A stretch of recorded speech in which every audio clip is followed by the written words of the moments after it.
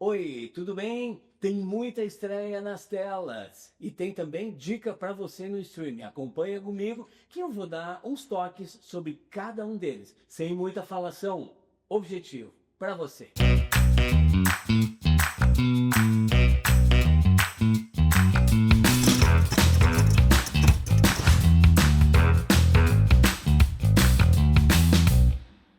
Vamos começar com as novidades do cinema. O Som da Morte é aquele tipo de filme de terror que você pode estar querendo assistir. A direção é de Corin Hardy, que fez A Freira, lembra? Mortal, assim, uma coisa bem delicada para quem se preocupa com sustos. Bom, o filme é envolvente. Você tem que dar um tempo para que ele comece a acontecer. Claro, desde a primeira cena já tem algo que envolve você e você já vai ter que tentar descobrir de onde vem aquele terror. Um grupo de estudantes que é meio disfuncional, né? Ele se depara com um apito da morte asteca. Um objeto lá que veio, apareceu por ali. No início não se sabe como, mas depois, no meio da trama, se entende de onde veio. Só que é um objeto amaldiçoado. Quer dizer, não dá para ficar contando muito para você sobre isso porque é spoiler. Mas ele, na verdade, produz um som aterrorizante que prevê futuras mortes.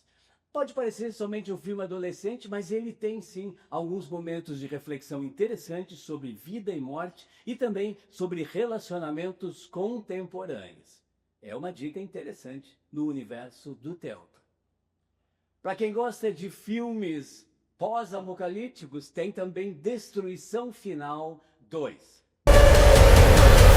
Ação e suspense. É dirigido por Rick Roman Vogt, que é diretor, né, de vários filmes, é roteirista, produtor, ator e ex-dublê lá nos Estados Unidos. Ele decidiu reunir aí o Gerard Butler, a Morena Baccarin, Roman Griffin Davis, para contar uma história que tem assim como cenário o depois de eventos apocalípticos, o que acabou obrigando a família do Gerard Butler, né, ele, a esposa e o filho, a junto com parte da humanidade sobrevivente, se refugiar num bunker do governo.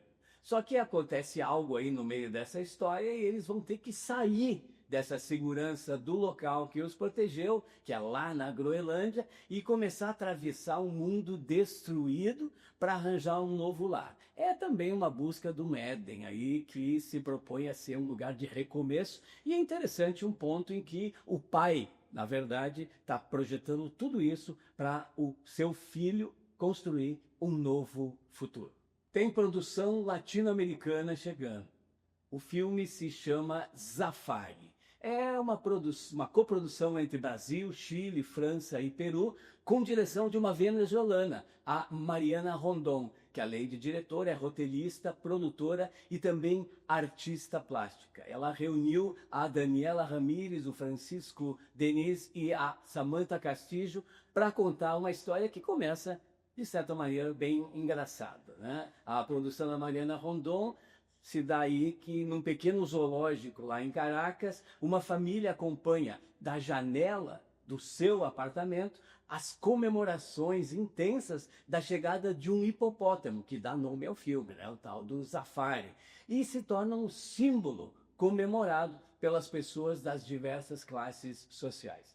Claro que, ao mesmo tempo em que isso acontece, se dá uma crise de alimentos, de água e de energia, atingindo todos os humanos ali da redondeza, independente da classe social. Bom, a matriarca de uma das famílias ricas da região vai em todos os apartamentos do prédio, que é bem decadente, em busca de comida, quando se depara com ruídos e barulhos que são realmente amedrontadores.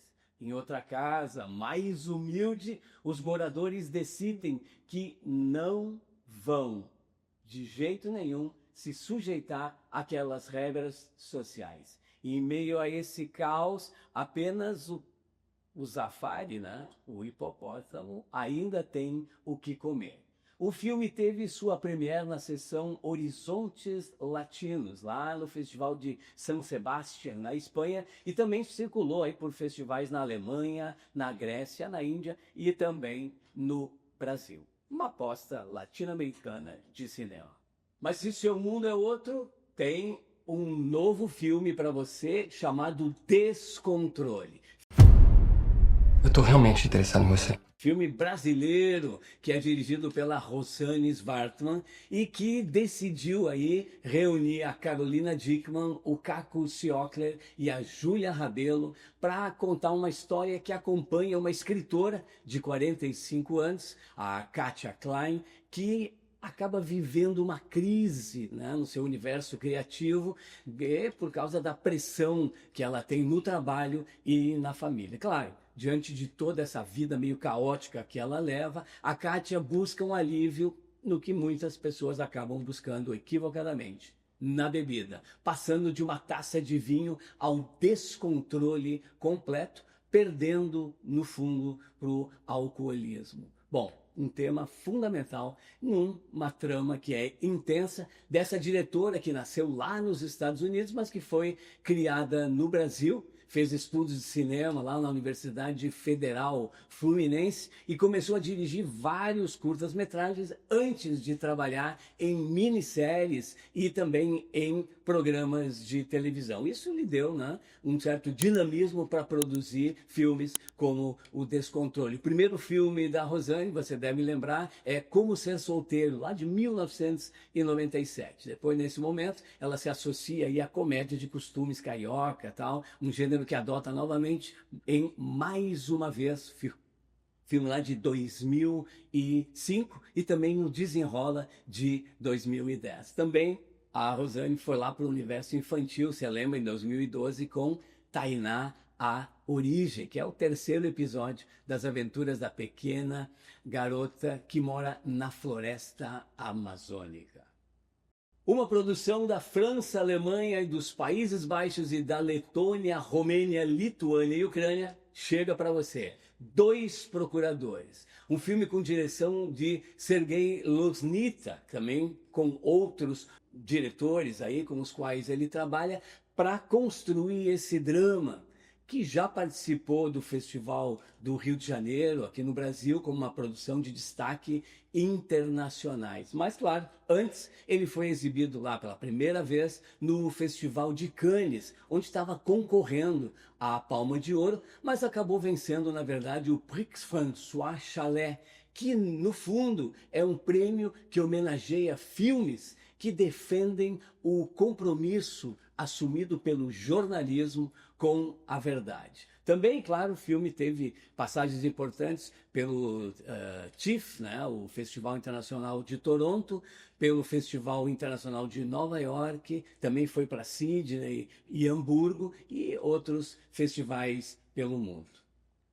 O contexto é a União Soviética 1937, milhares de cartas de gente presa, falsamente acusados pelo regime do momento, são queimadas em uma cela da prisão.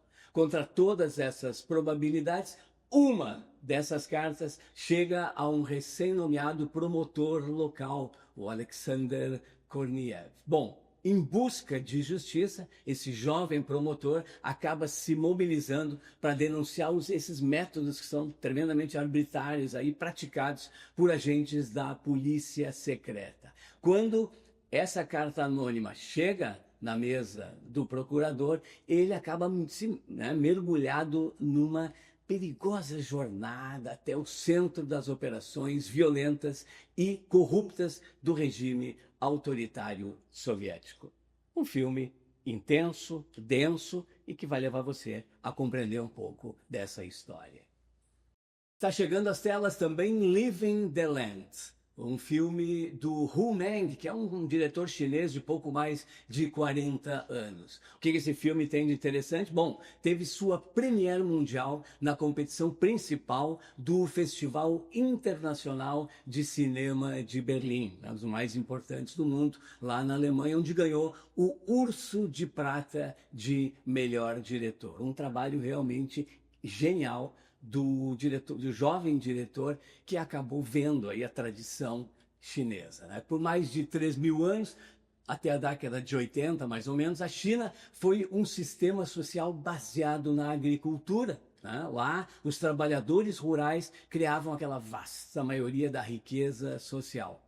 As coisas começam a mudar no começo dos anos 90, com as reformas econômicas e a revolução tecnológica, que rapidamente vão se estendendo ao campo. Aí, aquelas, né, máquinas industriais começaram a substituir o trabalho manual e os recursos necessários para a produção industrial, como o petróleo, começaram a invadir o recurso tradicional da terra.